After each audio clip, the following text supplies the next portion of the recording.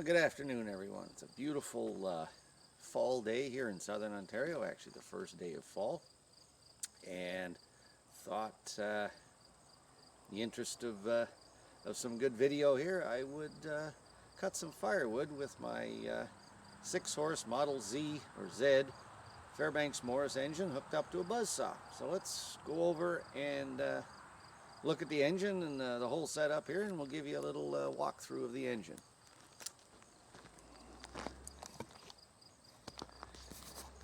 Alright, so what we have here is a Fairbanks Morse Model Z 6-horsepower stationary engine. Built sometime between 1918 and 1925. Unfortunately, I can't get an exact date on it because the serial number is long gone off of the casting. These engines were primarily used to run small farm equipment, water pumps, cream separators, generators, generating plants if you were so inclined. Really durable, simple engine. They were designed to run on kerosene and start on gas. So let's start from the front of our engine here and we'll walk through this. So what we have here is the mixer located here. And it's called a mixer as opposed to a carburetor because it works a little more crudely than a carburetor.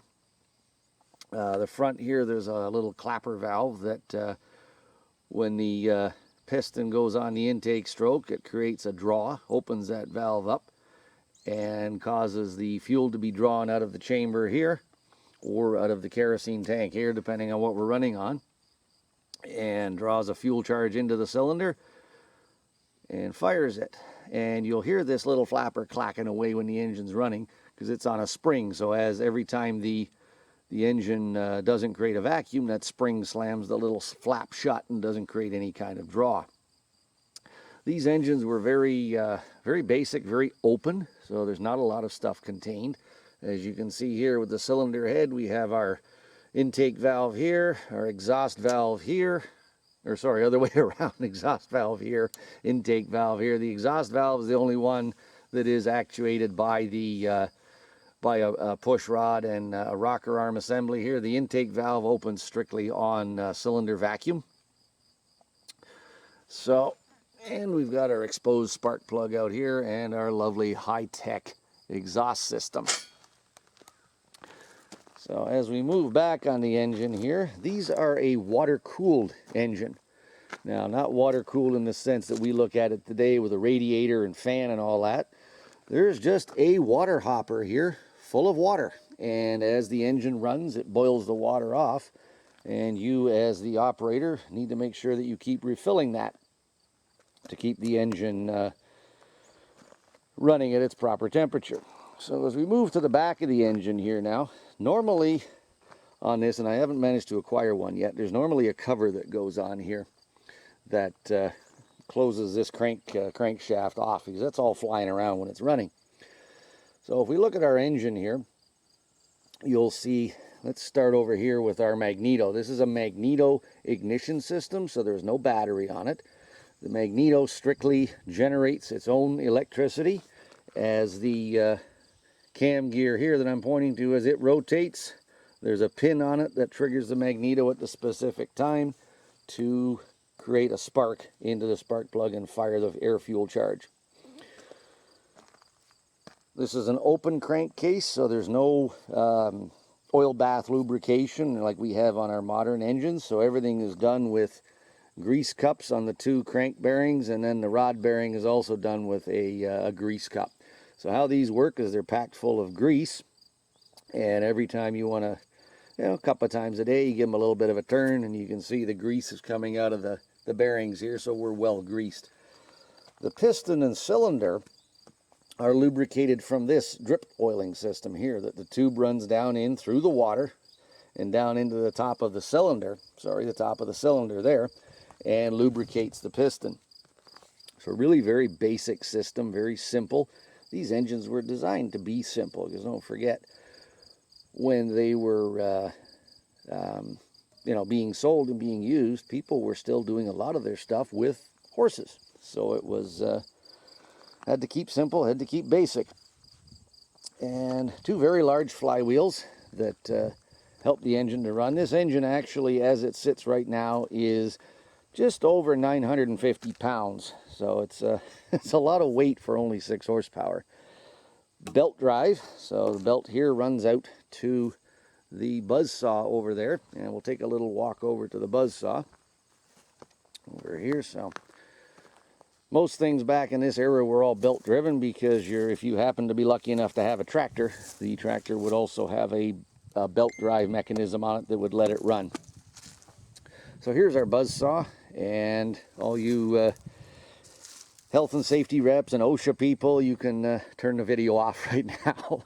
And I say that because this thing, as much as I've used it, it still scares me, and I have a great deal of respect for it. This is something that you do not take your mind off of what you're doing, or you do not get distracted, because as you can see, there are very little in the way. There is very little in the way of guards or any kind of guarding on this to protect the operator. So this thing will bite you hard at the drop of a hat. So you have to be very cautious of it and very conscious of what's going on around you. So essentially what happens here is a piece of wood log gets laid in here, and then this table just tilts it into the blade. Pretty basic operation. I don't know the make of this table.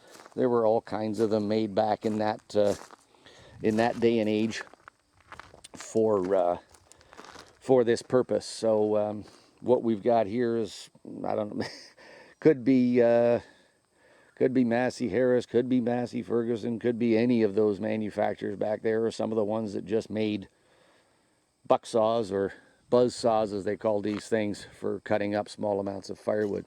So anyhow, I'm going to put the video camera over here on the stand now and make an attempt to fire this thing up. They are hand started. They do come with a hand crank that would go on here, but most of us, and myself included, anybody I've talked to, really, the hand crank can be a little dangerous. So most of the time we just crank them by grabbing onto the flywheel and giving it a couple of turns to get everything running. So I'm going to put the video camera now over by the tripod, because I can't hold it and run this thing at the same time.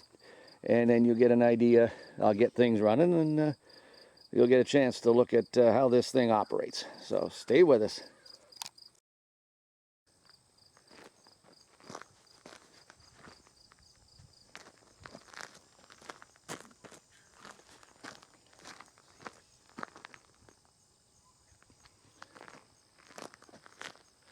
Okay, well, here we go, folks. See if we can get this thing to run. So the fuel is turned on, and basically now we got to hand crank it a few times to get the fuel in, and hopefully she'll fire up.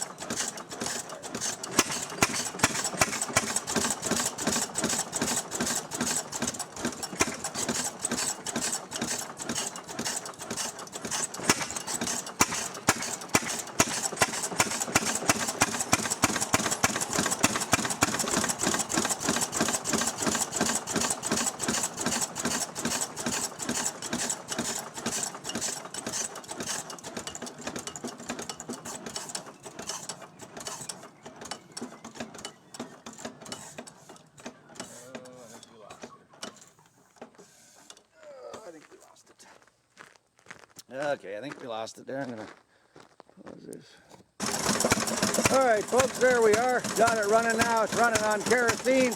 I'm gonna head over now and cut up some wood.